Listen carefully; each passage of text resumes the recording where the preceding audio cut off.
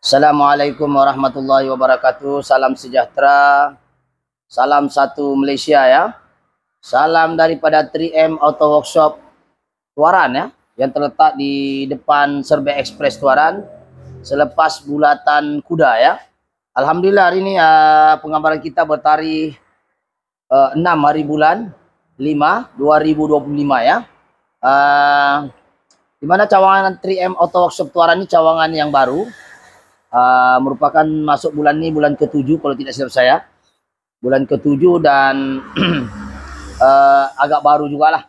Jadi sekarang ini kita nak kongsi satu kereta maybe first generation juga lah, maybe first generation, maybe lama, di mana keluhan orang ini bila on aircon ya, dia macam gila, dia macam gila ya. Jadi sebelum membahas, minta maaf suara saya agak sakit, saya selalu live.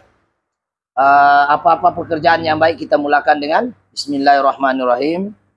Semoga pekerjaan yang baik itu dimuliakan dan diberkati oleh Allah Subhanahu Wa Taala. Saya selalu live di TikTok saja, jadi suara habis. Tapi macam mana pun kita kongsi ilmu insyaAllah. Jadi saya rasa saya berpesan juga lah kepada saudara dan saudari yang melihat video ini ya, penggemar saya ataupun siapa terjumpa video ini, kalau rasa video ini bagus, tolonglah subscribe, like ataupun share.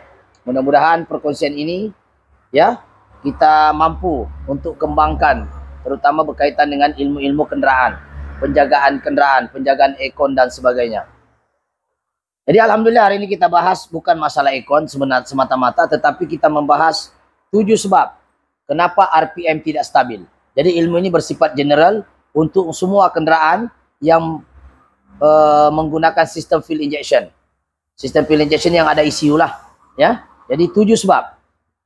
Dalam 7 itu dia ada cabang. Dalam cabang itu dia ada ranting, dalam ranting itu ada dahan. Saya akan pecahkan begitu dan kita coba untuk coba untuk kita pendekkan duration kalau boleh ya. Pasal bateri saya itu tidak kuat. Sebab tadi saya live guna handphone yang sama. Jadi apa yang kita mau cerita hari ini ialah kenapa orang ini datang. Orang ini datang, itulah RPM dia gila bila dia on aircon. So sekarang mungkin kameramen boleh ke sini sedikit. Kita akan tengok apakah punca-punca orang ini dah. Kalau kita nampak inilah dah. Dia ada polkot. Polkot engine lah. Polkot lain ada. Lebih lama juga manual. Japan. Tengok sini di bawah satu. Ya, ini kalau teksi on aircon. On aircon tu dia RPM akan inilah masalah nih maybe ya. Oke. Ya, dia akan jadi gila. Sekarang nih sebelum proses perisio. Okay. Jadi sekarang masalahnya bila on aircon dia akan RPM jadi gila ya. Jadi gila dan kompresor pun ikut gila juga. Adakah masalah kompresor, magnet clutch, ataupun masalah wiring, ataupun masalah masalah ECU, ataupun masalah lain. So untuk membahas perkara ini kita kena paham dahulu 7 sebab kenapa RPM jadi gila. Ya, 7 sebab. Jadi kita akan tes. Oke, kita akan mulakan di hadapan saya ini ada saya bagi list. Mungkin kameramen boleh fokus satu-satu. 7 sebab RPM tidak stabil, maybe ya. Oke, kita pertama kita bahas nomor 1 dulu. Oke. Alright. Api, sistem api. Mananya sistem api ini api lah. Macam mana mau cakap api? Dalam ada spark plug apa semuanya. Dalam sistem api dia ada CKP. CKP maknanya crankshaft sensor. Oke, jika CKP sensor tu, crankshaft sensor yang duduk dekat main pulley tu, bawah, rosak ataupun dia on the way merosak, resistennya agak terganggu, dia akan menghantar bacaan yang tidak tepat kepada ECU, menyebabkan ECU pun menghantar maklumat kepada aktuator, maksudnya aktuator kepada injektor lah, tidak betul. Jadi itu menyebabkan perubahan kepada RPM tadi. Itu boleh jadi masalah pergi bagian CKP, yaitu crankshaft sensor. Dia bukan rosak. Kalau dia rosak terus memang dia tidak akan hidup. Tapi ini dia rosak, maksudnya dia ada crack sudah di hujung sensor tu. So sensor tu dia duduk di sini kameramen. Kalau kita nampak untuk kereta ni dia duduk di bawah ni. Mungkin saya tidak dapat ni di bawah. Main pulley itu di bawah ya. Dia tahulah nampak atau tidak. Okey, yang pertama. Dalam sistem api itu akan masuk selepas tu ke ECU. Selepas daripada ECU dia akan pergi coil plug. Coil plug ke sini. Ini namanya coil plug. Minta maaf kalau yang sudah tahu. Ini coil plug 1, 2, 3, 4. Ini namanya coil plug. Jadi ada gangguan salah satunya akan menyebabkan RPM jadi tidak stabil. Contohnya ada salah satu dia punya apa nama? Dia punya api tidak keluar. 4 piston tapi 3 saja hidup, 1 yang mati. Dia akan mengganggu. Ketika beban bertambah dia akan mengganggu sistem tadi. Ya. Alright, itu yang pertama. Dan yang seterusnya boleh juga terganggu RPM disebabkan oleh spark plug. Mungkin di antara 4 spark plug ini juga ada yang rodnya sudah miring. Nah, spark plug ini contohnya macam inilah. Kita hold dulu. Oke, spark plug ini kalau kita tengok dia ada rod tengah. Kameramen tengok, ini rod tengah ini putih. Yang ini positif, yang tengah ini negatif nih. Yang melengkung ini negatif. Ini negatif, ini positif. Jika yang positif itu rod tengahnya ini miring, api yang dihasilkan juga akan terganggu. Jadi bila api terganggu, confirmlah RPM pun akan terganggu. RPM terganggu, confirmlah juga sistem aircon terganggu. Sebab ikut RPM. Kompresor ini kalau di bawah 500 pasti dia akan gila itu kompresor. So api pun memainkan peranan. So bila kita tengok spark plug bukan semuanya pun rodnya di tengah ini miring. Mungkin daripada 4 tu ada yang 3 yang oke, 1 yang masalah. Tapi tetap ya mempengaruhi sistem pembakaran itu tidak normal. Ketidaknormalan itu akan mempengaruhi RPM. RPM kan dibaca oleh CKP tadi. Jadi mempengaruhi juga. Maksudnya dia akan goyang itu meter tu. Oke, itu yang kita kena bahas bahagian sistem sistem api dahulu. Jika sistem api terganggu, dia akan juga terganggu yang lain. Oke, soalan seterusnya. Boleh tak RPM terganggu akibat daripada gangguan oksigen ataupun angin? Angin yang masuk dalam sistem kereta. Oke, kita tengok sini. Sekiranya oksigen dia masuk daripada sini. Ya, ini oksigen masuk sini. Yang ini adalah TPS, Throttle Position Sensor. Dan yang ini adalah ISC. Yang ini. Ini ISC. Dan MAP sensor yang ini. Kameraman, ini. Oke, sekarang ni yang kaitan dengan oksigen yang masuk di dalam, sebab combustion yang lain dia perlu ada oksigen dan oksigen itu perlu dikawal ataupun dijaga. So kita tengok TPS. TPS maksudnya Throttle Position Sensor. TPS yang ini tadi. Ini Throttle Position Sensor, dia membaca bukaan katup kita rest ataupun tidak. Nih. Apa katup nih? Dia akan baca dan diantar data. Oke, oksigen akan TPS fungsinya adalah untuk membaca bukaan katup sahaja. Dia tidak mengukur berapa jumlah yang masuk di dalam. Oke, yang seterusnya MAF atau MAP. Ataupun Manifold Absolute Pressure. Yang ini. Jadi kalau yang ini sudah tahan TPS, kalau terganggu resistennya pun akan mengganggu RPM. Yang ini, sekiranya MAP ini, dia bersambung dengan vacuum. Kalau kita tengok ini, terlepas saja ini boleh menyebabkan RPM pun jadi gila. Bila kau on aircon boleh jadi mati. Ataupun ada gangguan pada MAP. Ini mengawal angin. Yaitu mengawal jumlah angin. Kita kena laju ya. Dan seterusnya adalah ISC, Idling Servo Control. Yang ini. Idling Servo Control ini, yang ini kita tukar. Ini tidak original lah. Oke. Idling Servo Control ini fungsinya 3. Mengawal ketika enjin sejuk. Pagi-pagi dia naikkan RPM. Yang kedua, ketika on aircon dia naikkan sekejap baru dia turun balik. Dan yang ketiga adalah bila berlaku ampere tinggi, iaitu penggunaan current tinggi, dia akan buka sedikit angin untuk naikkan RPM. Supaya charging itu lagi stabil. Itu fungsi ISC tadi. Jadi kalau berlaku gangguan pergi idling servo control tadi akan menyebabkan RPM jadi gila. Tidak stabil, ya. Dan seterusnya poin yang ini nomor 2 sudah. Nomor 3 adalah grounding.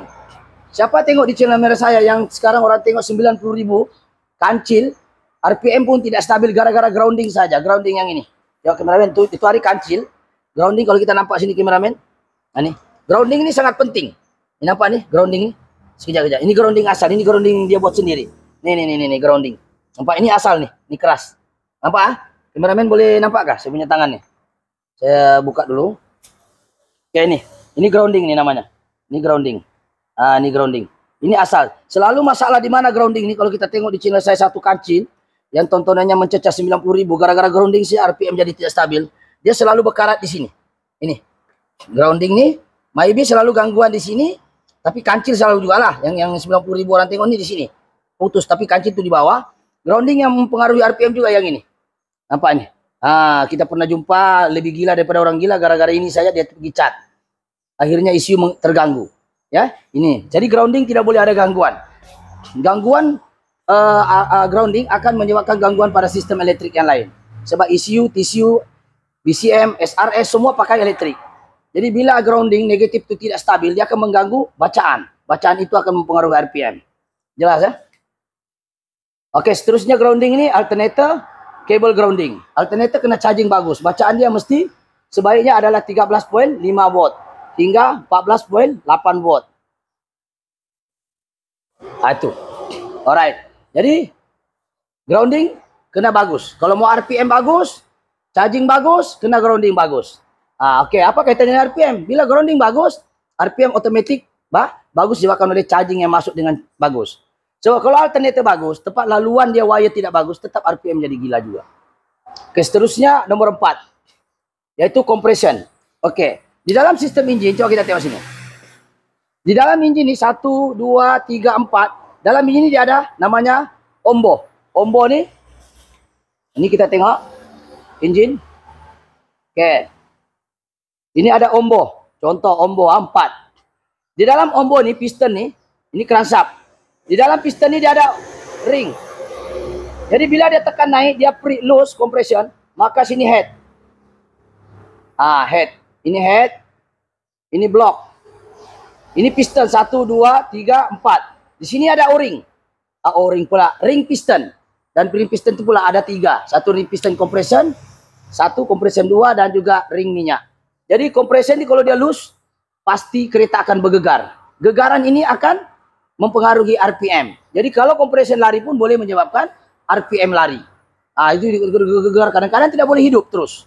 Kalau compression terlampau teruk. Jadi bacaan compression yang bagus mesti 13 bar hingga 14 bar. Honda selalu 14 bar, 13 bar selalunya kereta-kereta Saga FLX dan juga kereta yang sewaktu dengannya. Dia boleh piston nomor 1, contoh ini piston nomor 1 6 bar. Piston nomor 2 14 bar. Piston nomor 3 0 bar. Piston nomor 4 3 bar. Contoh. Ini enjin tidak akan hidup. Dia kalau dia 14 bar, ini kena 14 bar, ini pun 14 bar, ini pun 14 bar. Dia tidak boleh badan yang sama, dia punya bar tidak sama. Jadi mempengaruhi idling. Kenapa? Sebab idling itu bergantung kepada bacaan CKP. CKP pula bergantung kepada pusingan crankshaft. Pusingan crankshaft pula ikut daripada gerakan piston dengan connecting rod tadi. Jadi kalau terganggunya tenaga kepada compression tadi akan mengganggu RPM. RPM itu berkorelasi langsung dengan ECU. Dan ECU pula akan mengarahkan injektor dan aktuator lain untuk bekerja. Macam aircon adalah aktuator dia. Kalau RPM tidak bagus, aircon pun akan taktu. Oke, jelas lah. Jadi compression kena bagus. Jadi selesai. Yang keempat, kenapa RPM boleh terganggu? Kalau compression tidak bagus. Kalau teruk betul compressionnya langsung dah hidup. Ini kita cerita bahwa 14 bar di sini, mungkin 8 bar, sini 8 bar. Dia akan terganggu. RPM tidak bagus. Mungkin kosong. Contoh. Jadi dia kena stabil itu compression 4 piston. Kalau 4 piston. Oke, seterusnya wiring. Oke, wiring soket putus atau ada junction box. Di dalam kereta, mana-mana komponen ini kalau kita nampak contoh kereta ini. Contohnya IAC dia ada 4 wire. Kalau kita nampak, nih. Pecah dah kan soket dia. Nih, kita kena cek satu-satu wire nih. Ini wire dia ada grounding, ada positif, ada negatif, ada signal dari ECU. So, wiring tidak boleh putus. Kalau daripada 4 piston tadi ada putus salah satu coil plug-nya, pun akan jacking. Jacking itu akan mempengaruhi RPM. Jadi bila RPM tidak stabil, kau hidupkan lagi beban baru yaitu aircon, tadi kompresor dia akan jadi taktu. Disebabkan oleh masalah wire saja putus salah satunya. Kita pernah jumpa kereta Biba putus satu wire yaitu grounding. Contoh sekarang kereta Biba dia putus di sini saja. Kalau tengok di channel saya 1 2 3. Oke, yang tengah nih sekarang ya. Yang tengah nih adalah signal dari ECU. Yang ini adalah ini positif, ini negatif contohnya. Dia mesti salah satu nih tidak boleh putus. Mesti tiga-tiga ada current. 2 input, 1 output ke, 1 input daripada ECU. Yang lain tu input standby. Positif standby 12 volt, negatif standby 12 volt dan firing order daripada ECU 5 volt. Oke, jelas. So wiring sangat penting. Kalau wiring terputus di sensor akan mempengaruhi RPM. Sebab data tidak dapat dihantar dan bacaan tidak dapat dihantar. Oke, ini umpama jembatan lah, selesai. Oke, ECU. Ini ECU nyawanya. ECU itu ada duduk dalam sini. Kameramen. Ah, ECU maksudnya engine coolant pula. Apa? Engine control unit. Yang ini. Ini contoh ECU. Ini otak kereta disebut ECU. Okey. Jadi sekarang kalau ECU itu gila, dia yang mengarahkan semua aktuator, mengarahkan sensor, dia sendiri jadi gila. Otak dia ini, otak. Ini dia punya otak namanya. Bermasalah. Otak dia bermasalah, semua tindakan jadi bermasalah. Umpama kita manusia, otak kita duduk sana. Kalau otak manusia itu jadi gila, tindakannya pun tidak akan normal. Jadi kalau ECU gila, boleh tak yang lain jadi gila? Boleh lah, gila cepat gila. Boleh jadi kalau ECU itu separah gila, mungkin boleh lagi diselamatkan. Masih boleh hidup enjin, tapi mungkin aircon tak hidup, fan tak jalan. Ya, mungkin sistem sensor-sensor lain tidak berfungsi, tapi dia still hidup bagian injektor dan coil plug saja. Itu separah lumpuh namanya. Otaknya tidak semuanya gila. Itu, jadi ECU masalah, boleh tak RPM jadi gila. Tapi bukan dia mati total. Kalau mati total tak boleh hidup. Dia di dalam ECU ini, kalau kita tengok ECU ya. Oke, sekarang kita tengok sini. ECU. Input. Siapa tengok channel saya, dia tahu lah itu. Input ni adalah sebenarnya CPS, CKP, CMP, ya. Oxygen sensor itu input. Crankshaft sensor, camshaft sensor itu semua input. Dia hantar ke sini, lepas tu dia akan arahkan kipas, aircon. Itu semua kita tidak boleh bahas dalam sebab bateri saya weak. Jadi kita bagi tahu punca-punca secara asas saja. Punca-punca RPM tidak stabil. Yaitu input dan ada output. Di dalam output ni dia ada driver. Driver inilah yang akan berpecah siapa jaga kipas, siapa jaga injektor, siapa jaga coil, siapa jaga push canister, siapa jaga BBT. Itu disebut sebagai driver di bagian output. Jadi kalau ECU hidup tapi output salah satu driver tu tidak bagus, macam kita ada driver untuk Dato', ada driver untuk Datin, ada driver untuk Tan Sri. Dia masing-masing ada tugas dia. Dalam sistem ECU dia ada output bahagian driver. Driver bagian aircon, driver bagian kipas, driver bagian solenoid. Dia ada driver dia, injektor, dia ada driver. Salah satu drivernya bermasalah akan mencecahkan RPM. Dia bukan mati total ECU, tetapi komponen sebagian kecil jalan mungkin ada yang tidak berfungsi, terutama driver-driver dia tadi. Dan ada driver yang jujur, ada driver tidak jujur. Contohnya, bukan jujur maksudnya sini tidak bekerja lah. Yang lain bekerja. Yang bekerja itu okey. Mungkin injektor okey sebab itu enjin hidup. Api okey. Tapi kipas tidak jalan. Kita boleh jumpa di alam mesra itu. Kipas tidak jalan. ECU masalah. Ya. Alright. Setelah kita ganti ECU baru kipasnya jalan. Sebab kipas fan motor itu daripada ECU. Okey, soalan seterusnya. Output driver sudah selesai. Dan RPM juga boleh gila disebabkan oleh vacuum leak. Vacuum leak boleh jadi daripada booster, one way valve dan push canister. Kalau kita tengok di sini. Okey, kalau berlaku kebocoran vacuum ini namanya push canister. Ini namanya push canister. Okey, sekarang kereta ini saya akan buktikan sekiranya kereta ini sudah siap kereta ini sudah siap dan punca masalah kereta ini dua. Tapi takkanlah kita ganti semuanya ni barang. Okey, yang kita tengok ni push canister, kalau ini terbuka, contoh ini terbuka, RPM akan naik. Nanti kita buktikan. Saya akan cabut ni host tengok RPM dah. Tapi ini sekarang normal sudah. Okey, yang kedua, ini namanya adalah one way valve breather. Ini kalau saya cabut ni, confirm akan berteriak enjin. Dan yang seterusnya, vacuum leak juga terjadi di booster. Nampak booster tu? Mana host booster tadi tu? Host booster di bawah ni. Nih host booster. Sorry. Ya. Brake master pump punya booster punya host vacuum. Bertapuk sempit. Kasih hold dulu, saya cari, saya tunjuk. Okey, ini namanya brake master pump punya booster. Nampak ini? Di dalam ni ada one way valve juga ni. One way valve booster. Kalau ini rosak, itu brake pandai naik sendiri tu, pandai turun sendiri, pandai naik sendiri. Ini nampak ni gembung-gembung, kameramen kasih dekat. Nampak tak? Dia nampak bergembung. Ini dalam ni ada valve. Kalau ada kebocoran di sini, RPM jadi gila. Nanti saya akan buktikan ya. Ini orang pun dia sudah ikat ni pakai kabel tie ni, dia gam-gam lagi. Sebab RPM tambah jadi gila. Tapi tak apa, saya akan buka di ujung lah. Ini kalau ini terbuka pun jadi gila. Okey, kita tengok. Jadi sekarang ini apa masalah ini kereta dan apa perjalanan penyelesaian. Kereta ini ada dua masalah utama dia. Yang menyebabkan dia jadi gila itu disebabkan oleh ECU bermasalah dan juga ISC bermasalah. Sebab kita sudah cek wiring, 4 wire ni tiada yang putus. Tiada yang putus. Kita cek current 244 ni 2 positif, 2 negatif. So tiada yang putus. Boleh tiada yang putus. Ini kan semua kepada ECU 44 ni.